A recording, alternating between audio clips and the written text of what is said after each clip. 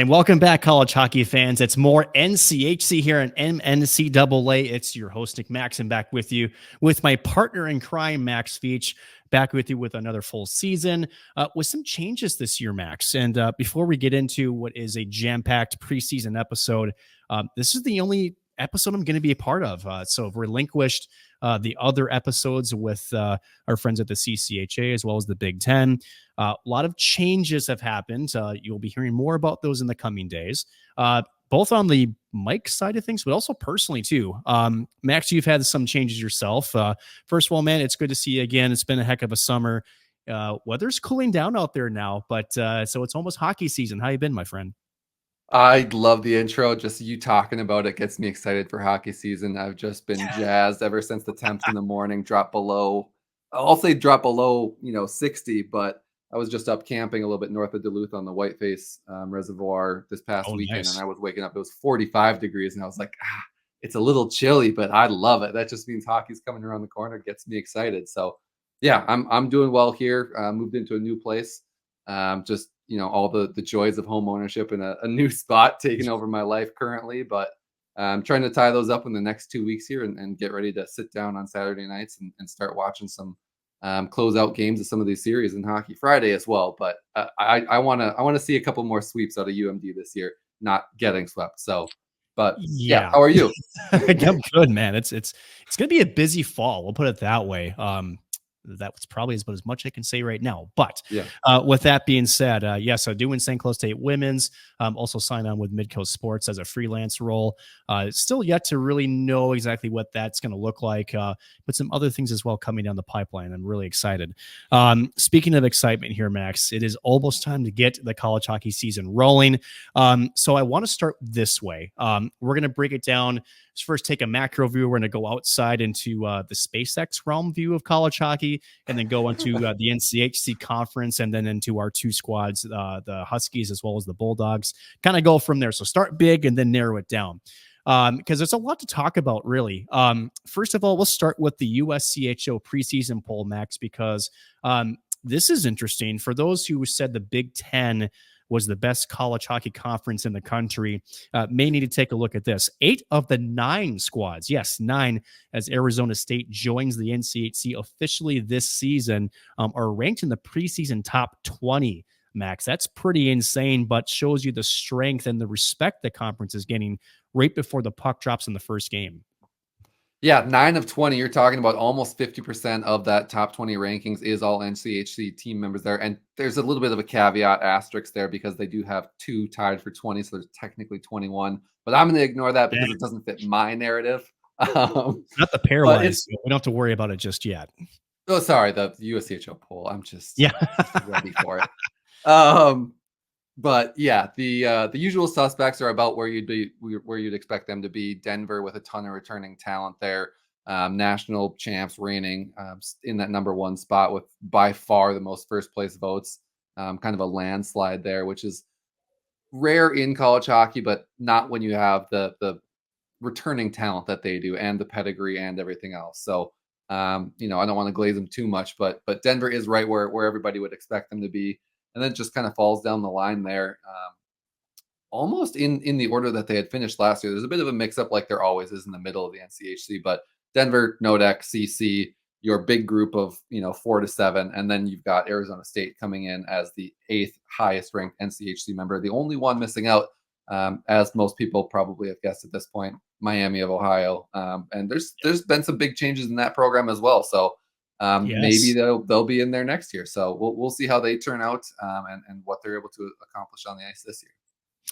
I want to touch on Miami briefly, Max, because I was at NCHC Media Day in St. Paul just a few weeks ago, and it's Anthony Noreen that takes over at the helm of Miami, coming over from Tri-City of the USHL. And I've said this on air before, but when Chris Bergeron took over from Bowling Green, granted, had the pedigree, had the wins, there was a lot of positives going with that coaching change. Yep. But it seemed like the message got stale.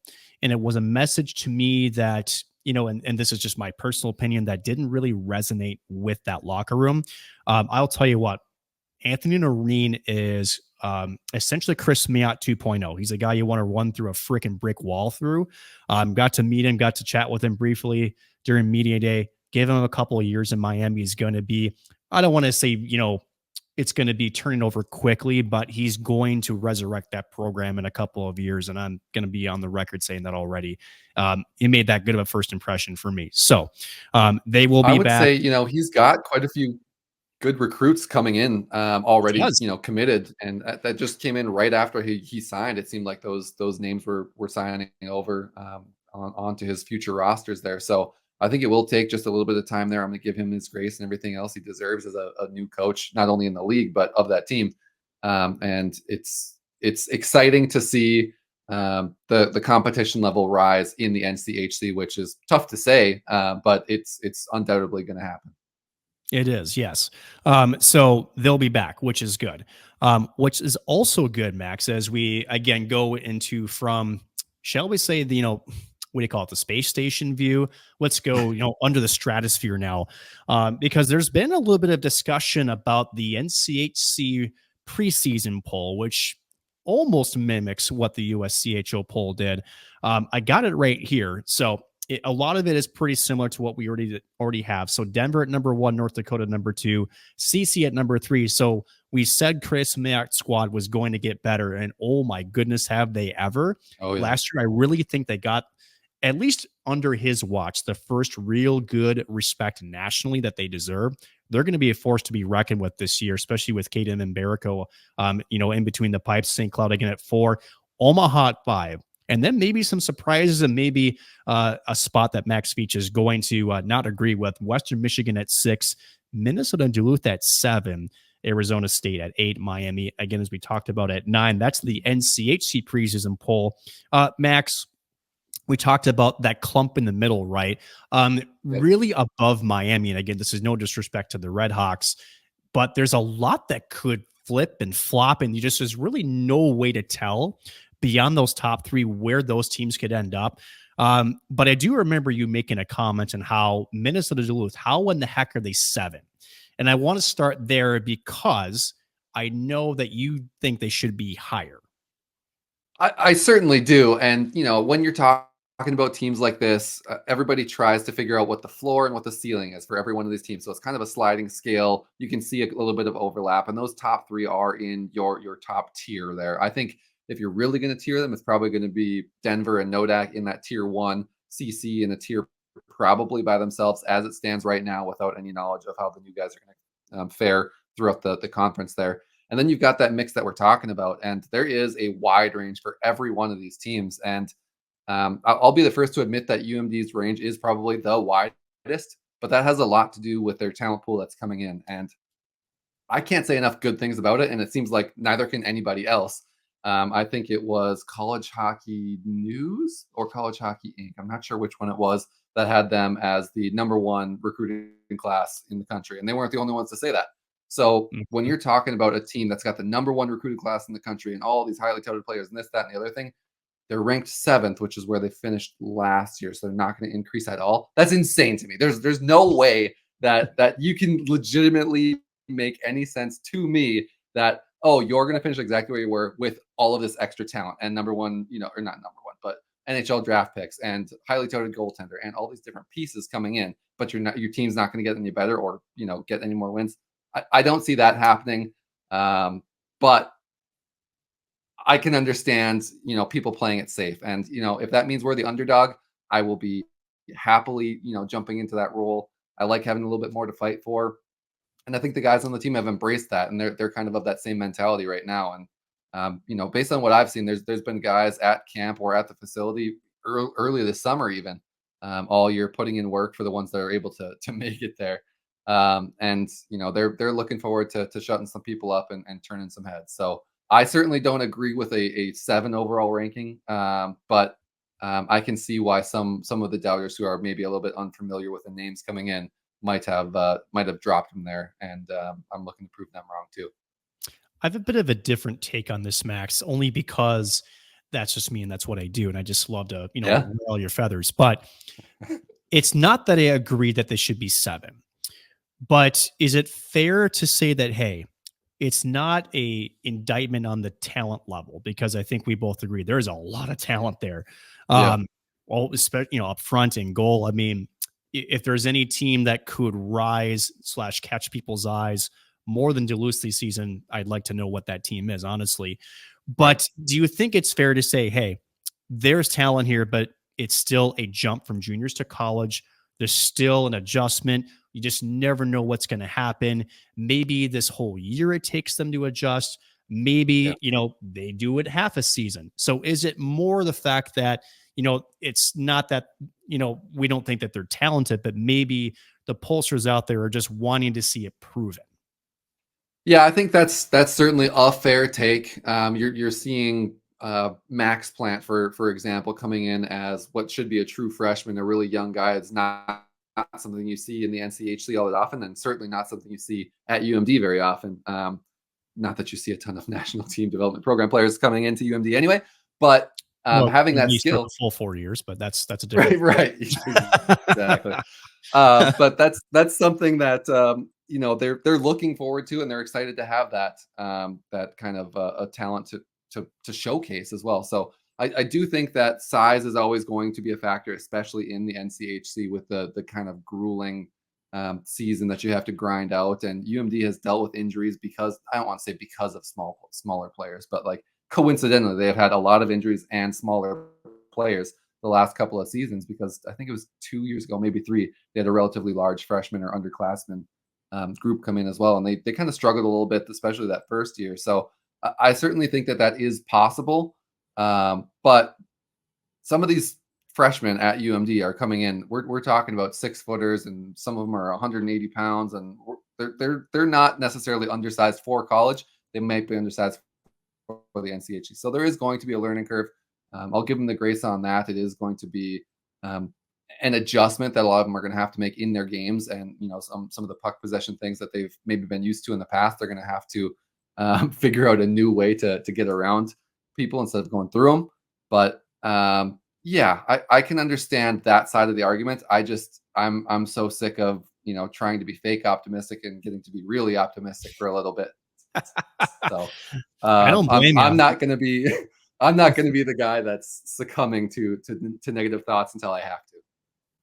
And I think we can both sit here safely tonight, Max, to say that I don't think anybody expects Minnesota Duluth to repeat the same type of season they had last year, especially with this influx of talent. Sure, there could be ups and downs, but I don't think we're going to see the inconsistencies to the level we saw last year. I just don't think that that's possible with the roster that they have. We've been proven wrong before. But, when we take another step back, right? So a huge, nice recruiting class for UMD. But if you look around the NCHC as a whole, Max, there's a lot of talent going to almost every single team. Is there a couple of names that pop off to you? Not that I want a Bulldog to start giving credence to other teams, but are there names out there that jump out to you? Maybe teams that you would say, yeah, I mean, maybe not a bit as big of a class per se, but they've definitely got some good young talent coming in that could make waves as early as, the first couple of weekends. Yeah. If we want to start at the top and work our way down, if you got any names, feel free to interject as well. But Denver, a name that everybody that's maybe not everybody, a lot of people listening to this podcast are going to be really familiar with. Megan Burrows, Mr.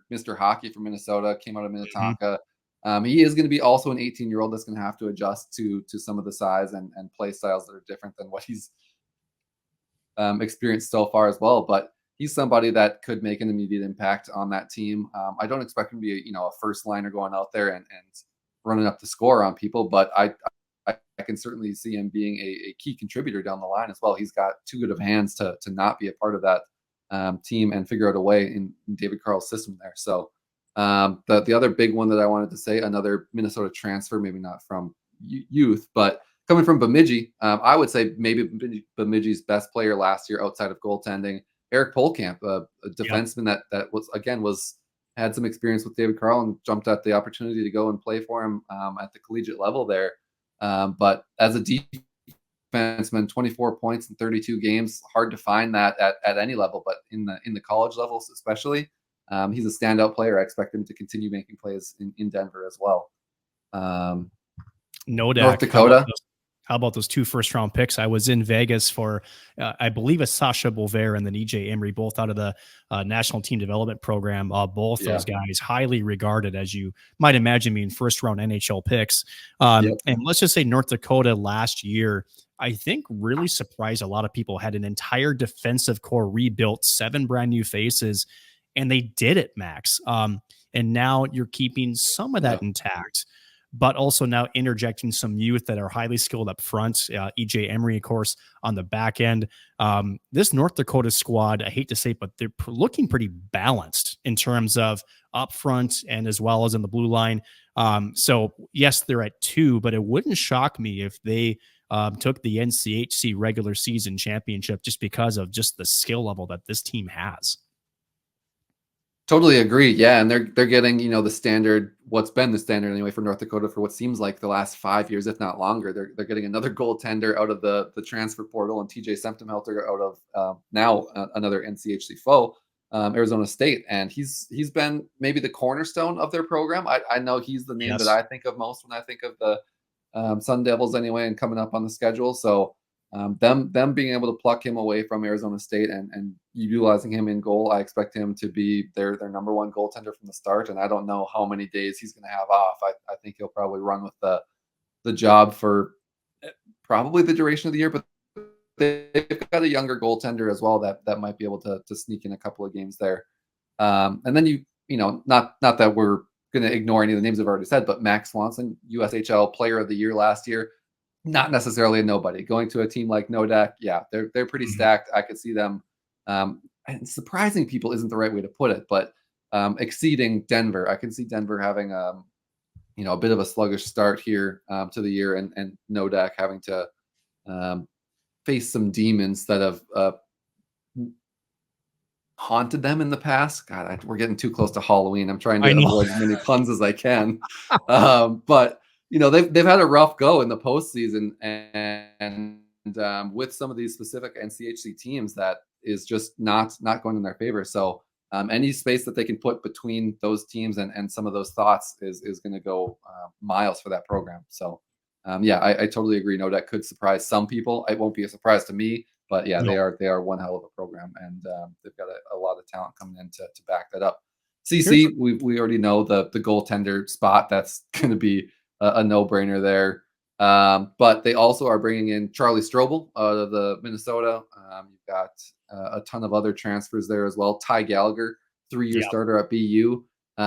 But he'll be a top 6 guy for him. But I just don't understand. Oh, I guess on the defensive side, I don't know how you want to phrase that, but an impact player for them. I expect to see him out there a lot. But yeah, I don't know. CC seems like one of those teams that took a while to get going. New barn, recruitment came in, coach made a ton of changes. And it's the first time, or it's the highest they've been ranked since 2020, I think it was.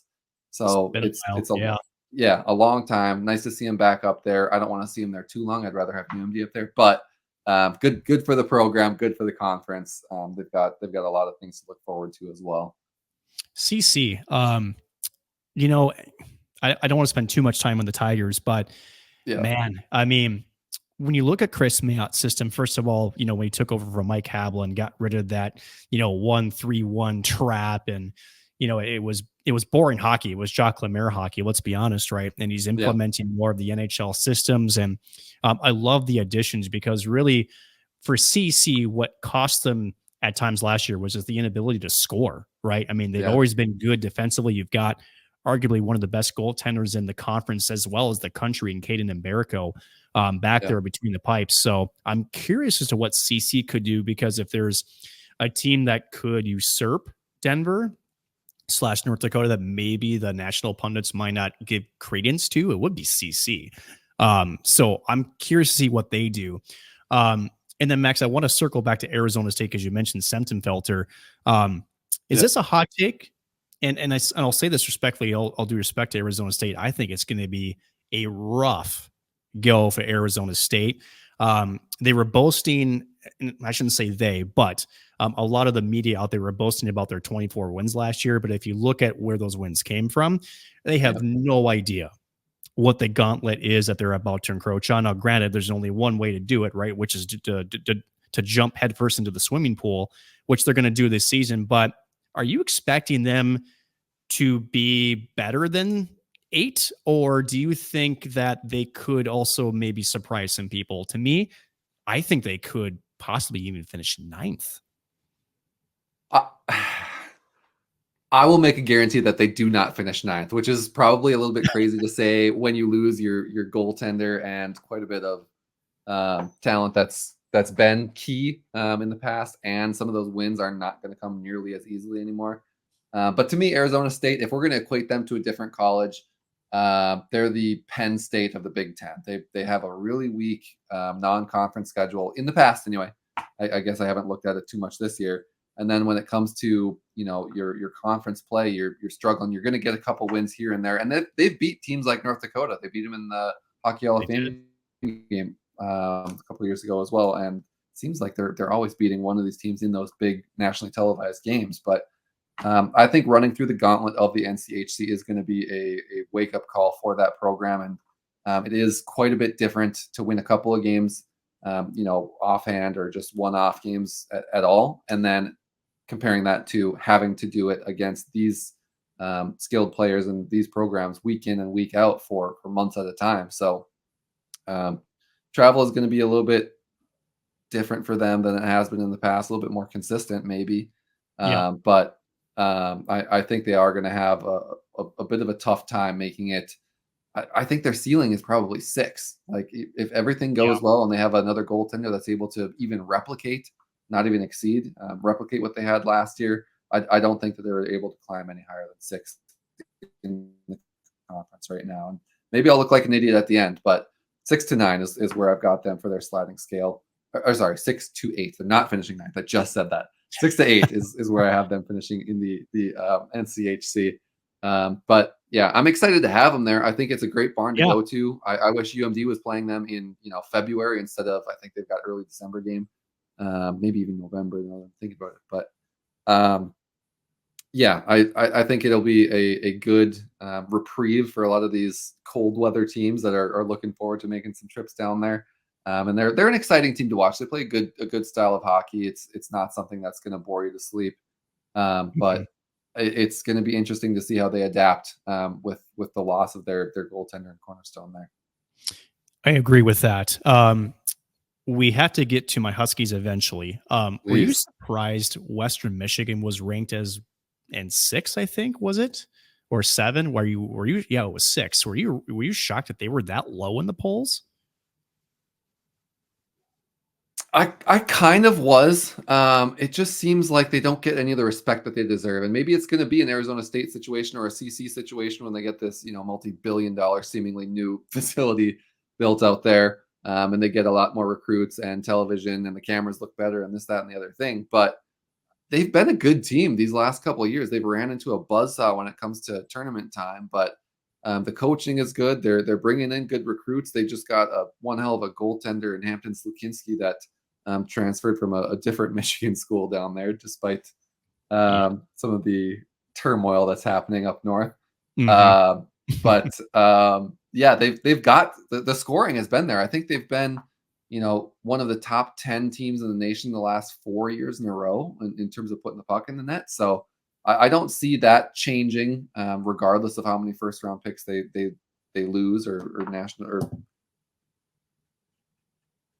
Regardless of how many players they lose to the National Hockey League or any of these junior programs. But yeah, I think they're probably undervalued by the nation as a whole. I don't undervalue them. I think playing in that barn is an insane atmosphere and everybody kind of relishes it. But the people that are unfamiliar with their game, we'll call it, they don't know what they're missing out on.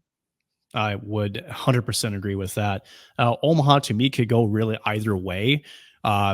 Love Mike Gabinet as a coach. I think he's done an excellent job with that program. To me, I know speaking with him briefly at CNC Media Day, feels like his team is the best on paper he's had in quite some time. Again, the NCHC schedule is just so ruthless, right? So you just, even though if you have, a roster you like, barring injuries and just the way that you have to play these games sometimes, you do kind of wonder how some of these middle of the pack teams are going to play out, which leads perfectly to St. Cloud, who comes in at preseason number 4, lost some big guns. The big one, they're losing Vidi Miettinen, who was a cornerstone in the power play. Big, left-handed shot. He's gone now. Miettinen will still be a name being called. His brother Werner are going to be a sophomore. But Max, when I look at St. Cloud's roster, and mind you, this is something that I don't say often, but if there's anything that worries me more about the Huskies is their back end a little bit. Sure. I just feel like it's not that it's not talented, but I feel like if anything, it's a bit undersized. Am I onto something? Because I feel like I am. I don't think that that's untrue. I think they stumbled in the conference a little bit last year. I mean, UMD, a team that struggled to find any wins at all last year, was able to squeak some out against St. Cloud. It seems like that might be a little bit, might be a little bit of a coaching matchup and familiarity with an opponent that we played a dozen times in the last 2 years. But I can see some of the concern that you have. Do you know what the goaltender situation is going to be there? Because I know that was something that was trying to be figured out and ironed out at the end of last year. Yeah, so with Dominic Bassi, right, who really started to struggle midway through the season. Isaac Posh, the freshman that came in, took over. To me, it's his net. Kind of handing the reins, kind of like when David Rennick came in 2018, right? He was a freshman, started the NCHC championship game. So to me, and talking with Brad, I do feel I get the sense that it is Posh's net to lose right now. I think the bigger question is, who do you have as number 2? Is it going to be James Gray, or who is it going to be Gavin Enright, who they picked up late after Charlie Glockner was trying to recover from an off-season surgery, and then just decided, hey, I don't think I can do this anymore. My body just won't be at 100%, which sucks all the best to Charlie, right? That's a tough decision to make in the off-season. So to me, that's goaltending is fine. I think he actually played well considering, the situation he was kind of thrown into. But to me, up front, there's some new additions to St. Cloud that are coming in that there's going to be some excitement about. I think you had mentioned Gavin Thorson, the Andover kid, looks really good, obviously in high school, and then obviously down with Waterloo in the USHL. I'm just curious from your standpoint, is there a name that, if St. Cloud plays UMD, is there going to be a new name that you just makes you shiver that says, I don't want to see this guy on the ice at any time? Well, I'm going to put you for me, you already mentioned. Yeah, for me, you already mentioned the name, and it's Miettinen, and it's just PTSD from seeing that name, put pucks in the back of the net against UMD. So if the little brother can come through and pick up any of that slack, it's somebody that's always going to be a thorn in our side. So he might not be the highest touted or the most impressive skater or any of this stuff, but when I see that nameplate on the St. Cloud jersey, it makes me shiver a little bit just thinking back to all the pain coming from Vidi. Say the same of Ben Steves. I mean, oh my gosh, on our side, PTSD on that side. Gavin Thorson's one name. To me, it's Austin Bernovic, the Blaine kid. Spent a cup of coffee with the national team development program, spent the last couple of seasons with Madison, was top 3, I believe, if I'm correct, in USHL in scoring this last year, has an absolute rocket of a shot. So speaking of Vidi Miettinen, Max, now this isn't coming from, anybody, but I'm curious if Bernovic's shot is that highly touted, and if we go back to history, right, Vidi was placed on the power play 1 as a freshman too, which means Brett Larson has shown the ability to put a freshman in that situation. I'm curious if it's that good. Could we see Bernovic on the top power play unit? I don't think that's impossible. Now, mind you, that's asking a lot for a young kid. But it sounded like, based on what Brett was talking about, he loved what he saw in practice. Wouldn't tell me anything or any situations that you might see him in, but wouldn't shock me. But that's the kid I'm most excited about if you're a Husky fan, is Bernovic. So with that being said, Max, I would say getting a young guy out there. Oh, sorry. I was just gonna say with getting a young guy out there, I think if you can find a spot on the outside where you can just kind of park him and let him do his thing, that's certainly a way to get that type of shooter some ice time on that power play unit. I think you'll probably have to earn it a little bit in practice, and maybe they try it out in some of these non-conference games and see how it goes. But if he's got success there, I would say that that's certainly something I could see happening, especially what we've seen in the past and reputation. Yeah, wouldn't doubt it, and especially when St. Cloud State's power play really struggled at times last year, Yeah. you kind of wonder if Bernabé is more of that pure shooter that could get that opportunity. I don't expect it right away, but it wouldn't shock me if you got to look. Wouldn't doubt to see him on a second power play unit. Have to see how it plays out, but there's a lot to like about what we see with St. Cloud. Again, I don't, are they, like you said, they're not a tier 1 team. I would put them in a tier 3, what the other folks, as we mentioned before. Yeah. And who knows, right? Maybe St. Cloud just comes out of nowhere. They did it in 2021, unable to complete the job, but we still have that banner. Apparently, there's still the national runner-up banner sitting at the Herb Brooks National Hockey Center. Yeah. True. But that's how you got to do it, man. So, with that being said, Max, I'm excited about this season, really from a whole as a conference standpoint. As you mentioned, welcoming in Arizona State, trying to see how they do. There's a lot of storylines out there. Will Miami, sort of rekindle some magic it had back in the late 2000s, early 2010s under new coach Anthony Noreen? Is North Dakota Denver just that good? Will a middle of the pack team like Duluth surprise the national pundits with the plethora of new talent that's coming in? It's a lot to watch. I'm really, really excited for this year. Yeah.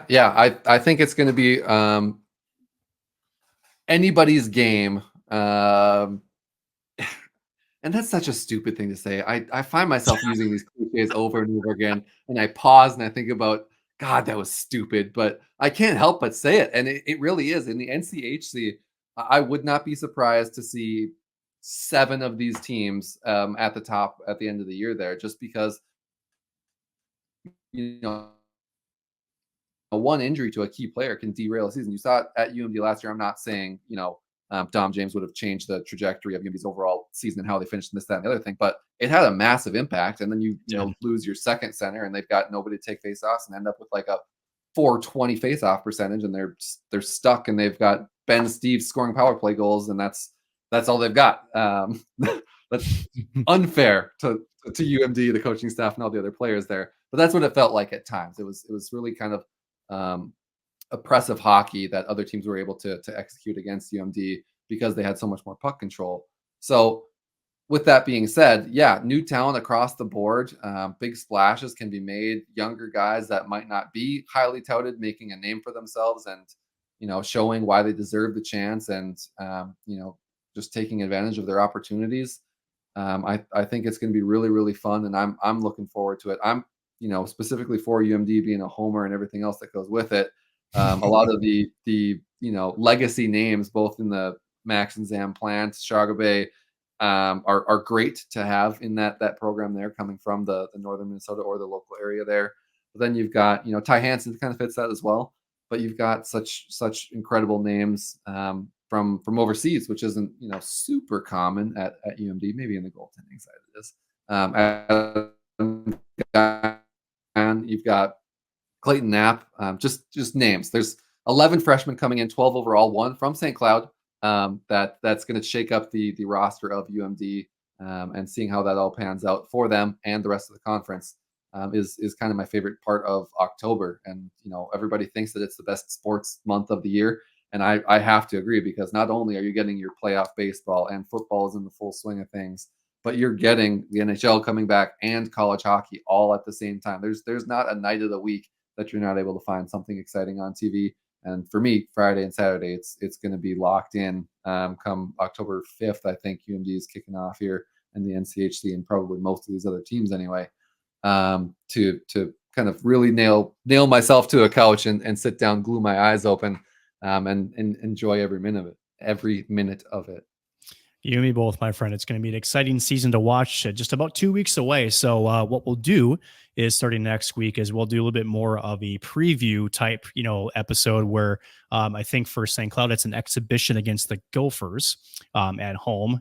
Strange, it's an exhibition, but yeah. Well, I guess one too many jersey tugs will do that to you. On the other side of things, it's going to get, and these preseason games are really, really important, right? As we talked about before, these non-conference games, that's what kept St. Cloud out of the pairwise top 16 last year. So these have a lot of meaning to it. We'll break all of that down coming up starting next week. For Max Veech, I'm Nick Maxson, back for another full season here on MNCAA. This is the boys and the NCHC. We'll see you next week.